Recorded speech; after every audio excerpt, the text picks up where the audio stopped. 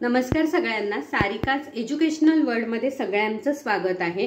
आपण इतिहासातील चौथ्या प्रकरणाचा अभ्यास करत आहोत। आपलं चौथं प्रकरण आहे भारतीय कलांचा इतिहास।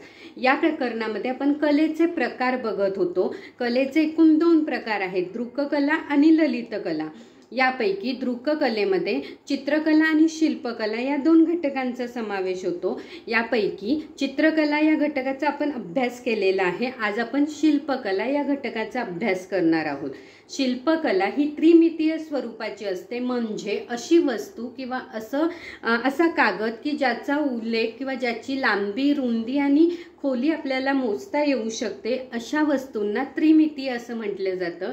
या शिल्पकलेमध्ये मूर्ती, पुतळा यांचा समावेश होतो आणि शिल्प घडविली जातात किंवा कोरली जातात आणि ती घडविण्यासाठी किंवा कोरण्यासाठी दगड, माती यांचा वापर केला जातो। भारतामध्ये म्हणजे महाराष्ट्राचा जर विचार केला तर महाराष्ट्रामधील छत्रपती संभाजीनगर किंवा म्हणजे औरंगाबाद या ठिकाणी असलेल्या वेरूळचे कैलास लेणी ही उत्तम शिल्पकलेचे नमुने म्हणून ओळखल्या जातात। त्यानंतर या शिल्पकला या घटकातील पुढचा जो आपला मुद्दा आहे तो म्हणजे लोकशिल्पकला शैली। म्हणजे चित्रकला हा घटक बघत असताना आपण विचार केलेला होता की जेव्हा एखादा चित्रकार त्याची चित्र काढत असताना जी पद्धत वापरतो त्यातून ती शैली विकसित होते। त्याचप्रमाणे शिल्पकार देखील जेव्हा एखादं शिल्प घडवत असतो तेव्हा ती शिल्प घडवत असताना तो जी पद्धत वापरतो त्यातून वेगवेगळ्या शैली विकसित झालेल्या आहेत। मग या लोकशिल्पकला शैलीचा जर विचार केला तर प्राचीन काळापासून ही शैली अस्तित्वात आहे। म्हणजे अगदी मानवाच्या वृत्तकांतीच्या कालखंडापासून ही शिल्पकला अस्तित्वात आहे।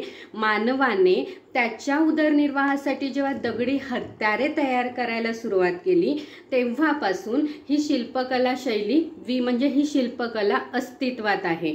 त्यानंतर भारताचा जर विचार केला तर भारतामध्ये सुद्धा मूर्ती बनवणे, पूजा अर्चा करणे ही जी पद्धत अस्तित्वात आजही आहे, ही पद्धत हडप्पा संस्कृतीपासून सुरुवात झालेली आहे। म्हणजे भारतामध्ये त्यानंतर महाराष्ट्रामध्ये, बंगालमध्ये, राजस्थानमध्ये, गुजरातमध्ये वेगवेगळ्या प्रकारच्या मूर्ती बनवल्या जातात। गणेश मूर्ती बनवल्या जातात, गौरीचे मुखवटे बनवले जातात, त्यानंतर मातीचे बैल बनवले जातात, धान्य साठविण्यासाठी आदिवासी समाजामध्ये मातीच्या कोठ्या बनवल्या जातात। हे सर्व शिल्पकलेचे नमुने म्हणून ओळखले जातात। म्हणजे ही जी शिल्पकला आहे ही हडप्पा संस्कृतीपासून अगदी प्राचीन काळापासून अस्तित्वात आहे। मग या शिल्पकलेचा पुढचा जो घटक आहे तो म्हणजे अभिजात शिल्पकला शैली। म्हणजे ही जी शैली आहे ती कधीपासून केव्हा विकसित झाली हे आपल्याला या मुद्द्यामध्ये अभ्यास करायचा आहे।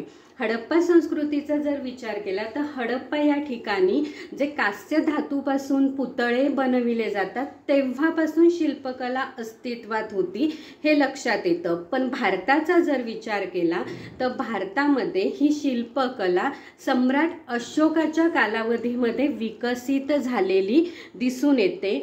म्हणजे सम्राट अशोकाने बौद्ध धर्माचा प्रसार करण्यासाठी जे स्तूप बनवलेले होते त्या स्तूपांपासूनच ही शिल्पकला विकसित झाली। त्यानंतर हळूहळू या शिल्पकलेमध्ये विकास घडून येत गेला आणि 12 या ठिकाणी जे स्तूप बनवलेला आहे ते स्तूप म्हणजे या विकसित शिल्पकलेचा नमुना म्हणून ओळखले जातात।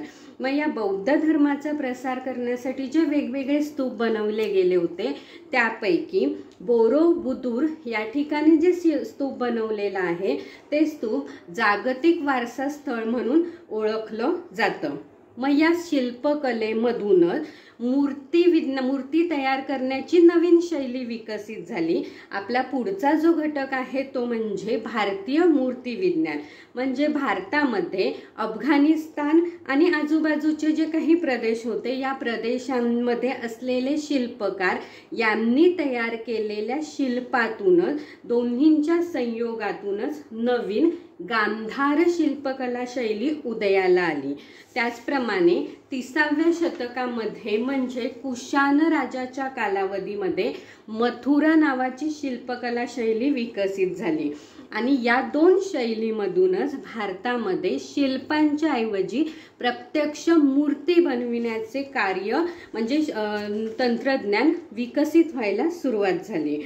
त्याचप्रमाणे गुप्त राजाचा जर कालखंड बघितला, गुप्त साम्राज्याचा जर कालखंड बघितला तर या कालखंडामध्ये भारतामध्ये जे मूर्ती तयार करण्याचं तंत्रज्ञान वापरलं जात होतं त्यामध्ये मोठ्या प्रमाणात बदल घडून यायला सुरुवात झाली।